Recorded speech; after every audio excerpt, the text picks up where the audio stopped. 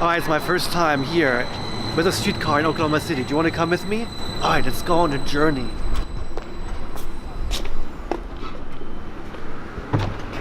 Library stop. Please take all personal belongings.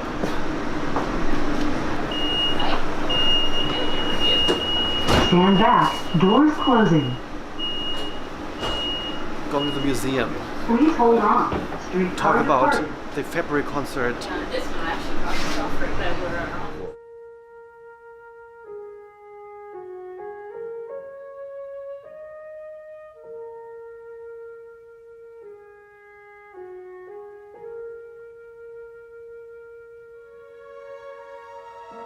Welcome everybody. We are at a very special location today at the Oklahoma City Museum of Art.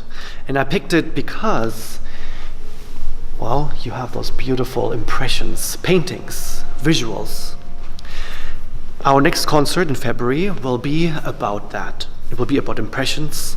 It will be about inspirations that come from impressions from the outside world. The first piece on the program is by Debussy, French composer, and I picked a work that is called Printemps Spring, 12-minute tone poem about the beautiful moment when, after the snow is melting, suddenly the world comes alive. The nature is becoming alive. Everything starts to blossom and to green, and Debussy is able to capture that. So there are two movements, and the first movement will make you feel just kind of relaxed, and it's like a dream, a little bit like a dream impressionist world that he's creating. Like you kind of stretching yourself after winter, and you kind of see the beautiful outside. And then the second movement becomes more active, and you get into the backyard. You start to experience all the beautiful flowers and plants, and you yourself get back into action, and it's fun, and everybody is waking up out of a deep winter sleep, and he captures this in a very beautiful manner. And again, here at the Oklahoma City Museum of Art, look at this. Aren't you alive? I am alive. All right, off to our next location. Now, the second piece on the program is by Piazzolla, South American composer. And here you have a different kind of impression. And in this case, I picked this painting because there's some kind of, well, artistic feel behind it. Something not quite Hollywood, but performance. And the Piazzolla is a piece for bandoneon, accordion, and orchestra. And as you might know, Piazzolla was a composer who wrote a lot for the tango, and dancers that in this case like stand really close, and the dance itself is about life and death, and the music here is created in a very passionate fashion. But the main thing is that the accordion, or in this case the bandoneon, is a very unusual orchestral instrument and gets a amazing South American flair that our soloist Daniel Binelli is like a master in creating on this really unique instrument. Okay, so from this location we are moving over to a different one where we are experiencing our third impression.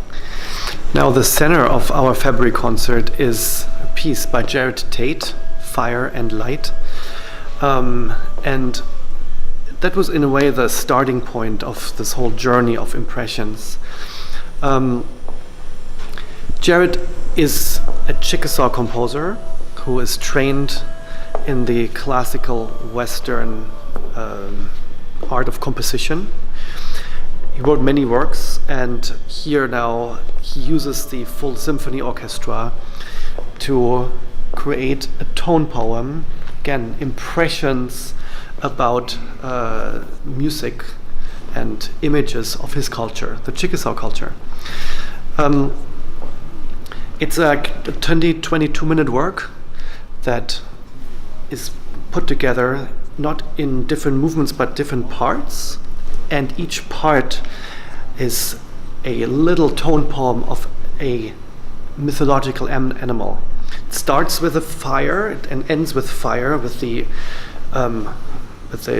beginning of the universe in a way, and then he goes through a narrator.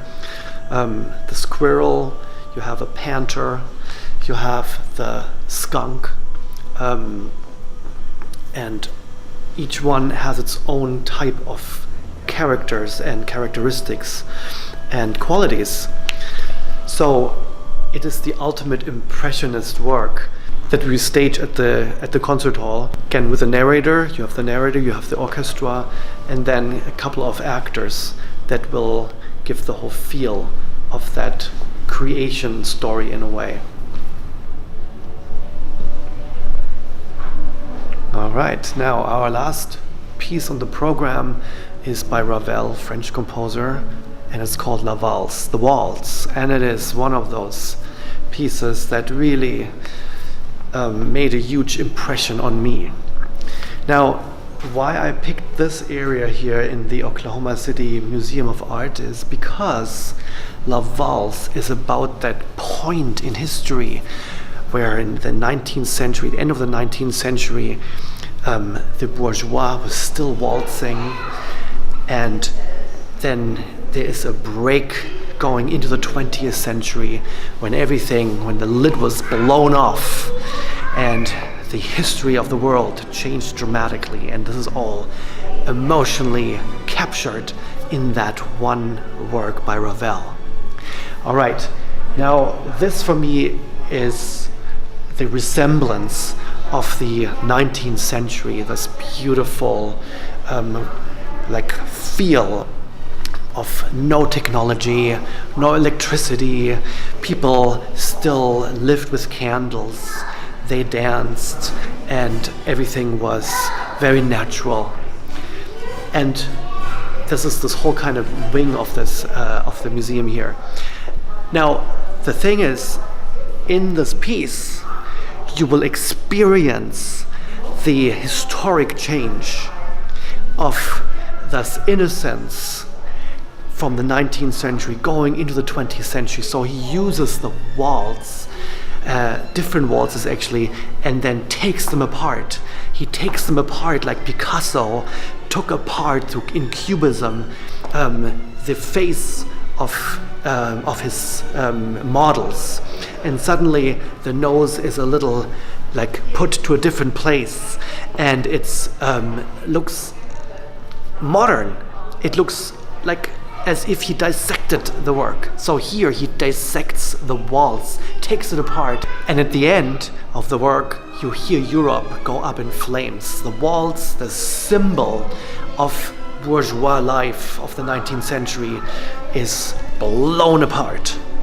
And that way, with this very dramatic statement, we are going to end the concert in February.